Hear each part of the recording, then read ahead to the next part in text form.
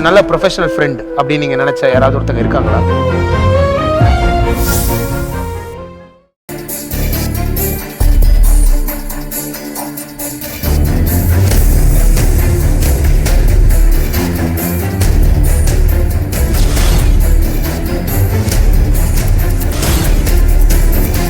வணக்கம். வணக்கம் ஐயா. உட்காருங்க. உட்காருங்க.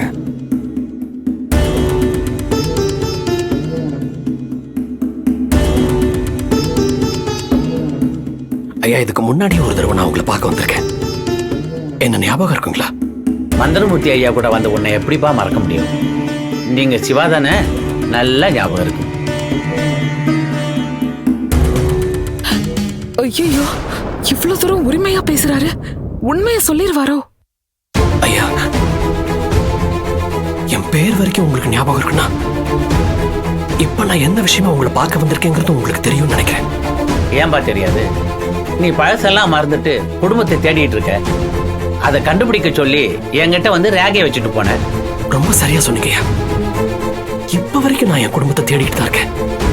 இன்னும் என்னால கண்டுபிடிக்க முடியல. அன்னைக்கு நான் வந்தபோது என்ன பத்தின ஓலை கிடைக்கல, இன்னும் 2 நாள்ல வந்துரும்னு சொன்னீங்க. நாங்க இங்க வந்துட்டு போன அடுத்த நாள் மந்திரமூர்த்தி ஐயாவுக்கு ஒரு போன் கால் வந்துச்சு. யாரையோ பாக்குறதுக்காக ஐயா போனாரு. பார்த்துட்டு எதையோ என்கிட்ட சொல்றதுக்காக வந்தபோது ஒரு விபத்துல சிக்கி சுயநினைவு இழந்து கோமாக்கு போயிட்டாரு. சில சமயங்கள்ல அவருக்கு நினைவு திரும்பும். நினைவு திரும்பின போதெல்லாம் எதையோ என்கிட்ட சொல்றதுக்காக ரொம்ப முயற்சி பண்ணாரு. ஆனா அவரால் சொல்ல முடியல. என்னால அவர் என்ன சொல்ல வராருங்கிறது புரிஞ்சுக்க முடியல. மந்திரமூர்த்தி ஐயா ஹாஸ்பிட்டல் அட்மிட் ஆயிருந்த போது அவர் உங்களை தான் பார்க்க வந்திருப்பாரோ அப்படிங்கிற சந்தேகத்துல நான் உங்களை பார்க்கறதுக்காக கூட இங்க வந்தேன். முத தடவை நாங்க இங்க வந்து உங்களை பார்க்க முடியல. 2வது தடவை இங்க வந்தபோது நீங்க காசிக்கு போயிட்டு தான் சொன்னாங்க. அதான் இன்னைக்கு அதெல்லாம் தெரிஞ்சுக்கலாங்கிறதுக்காக இங்க வந்திருக்கோம். மந்திரமூர்த்தி ஐயா உங்களை பார்க்கறதுக்காக இங்க வந்தாரா? அவர்கிட்ட என்ன பத்தின விஷயம் எதையாவது நீங்க சொன்னீங்களா? என்ன பத்தின ஓலை கிடைச்சதா?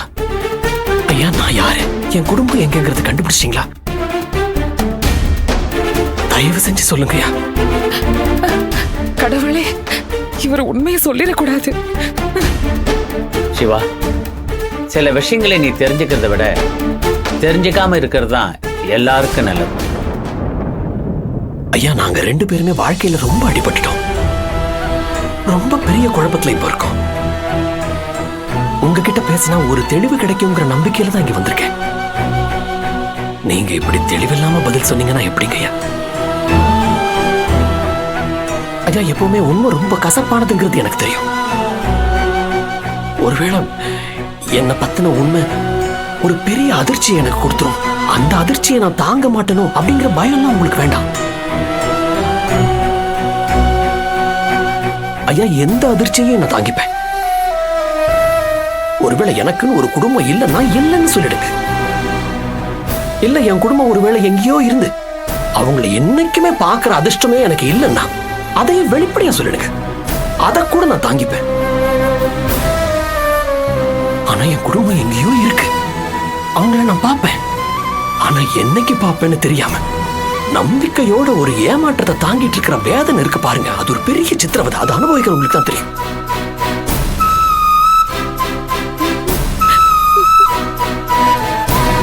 என் குடும்பத்துக்கு அப்படித்தானே இருக்கும். என்ன பிரிஞ்சு அவங்க எவ்வளவு கஷ்டப்படுவாங்க.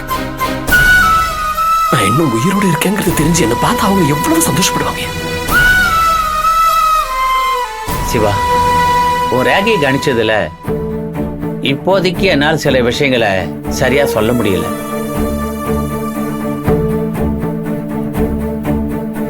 ஆனா ஒரு விஷயம் என்னால உறுதியா சொல்ல முடியும். உன் குடும்பம் உனக்கு கட்டாயம் கிடைக்கும்.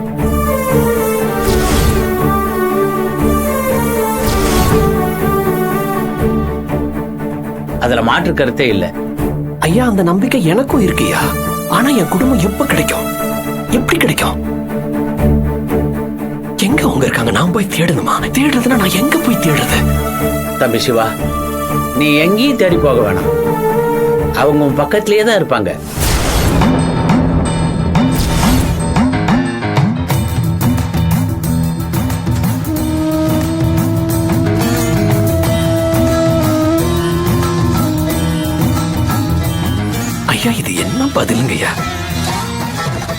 பக்கத்துலன்னா எந்த பக்கத்துல, எந்த திசையில இருக்காங்க, எந்த ஊர்ல?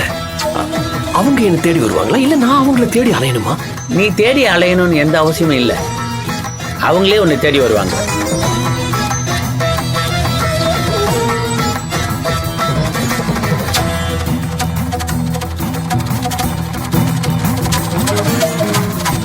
இப்போதைக்கு நீ அமைதியா இருப்பா, அதுதான் நல்லது.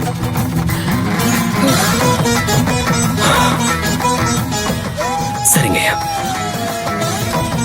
உங்க வார்த்தையை நான் நம்புறேன். என் குடும்பம் எனக்கு கிடைக்குங்கிற நம்பிக்கையோட காத்துட்டு இருக்கேன். அதே நம்பிக்கையோட இருப்பா.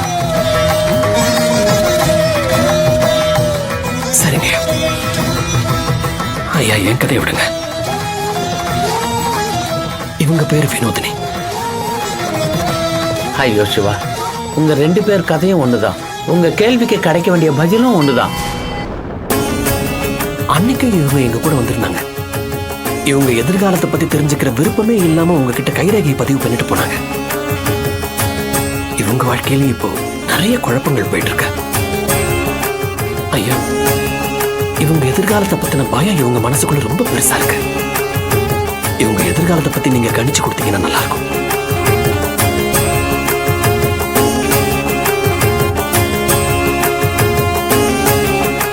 சிவா, பதிலே நீ வச்சுக்கிட்டு என்ன கேட்கற? இதுதான் கால கொடுமைங்கிறது. எதிர்காலத்தை தெரிஞ்சுக்கிறதுல பெருசா நம்பிக்கை இல்லைன்னு சொல்றதை விட நம்ம வாழ்க்கை இப்படிதான், அது அது எப்படி இருக்குன்னு நமக்கு தெரியாதுங்கிற ஒரு எண்ணம் தான். ஆனா இப்ப என்ன சுத்தி நடக்கிறது எல்லாமே ரொம்ப விசித்திரமா இருக்குங்க ஐயா. என் குடும்பமே என்னை எதிரியா பாக்குது.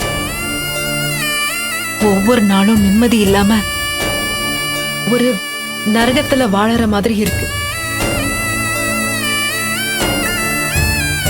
வாழ்க்கை மேல ஒரு பிடிப்பே இல்லாத மாதிரி ஒரு உணர்வு வருதுங்கய்யா. இது இப்படிதான் தொடருமா இல்ல இதுக்கு நான் பழகிக்கணுமா? அத நீங்க தான் சொல்லணும். உனக்கு கல்யாணம் நிச்சயமாயி அது நடக்காம போயிருக்குமே.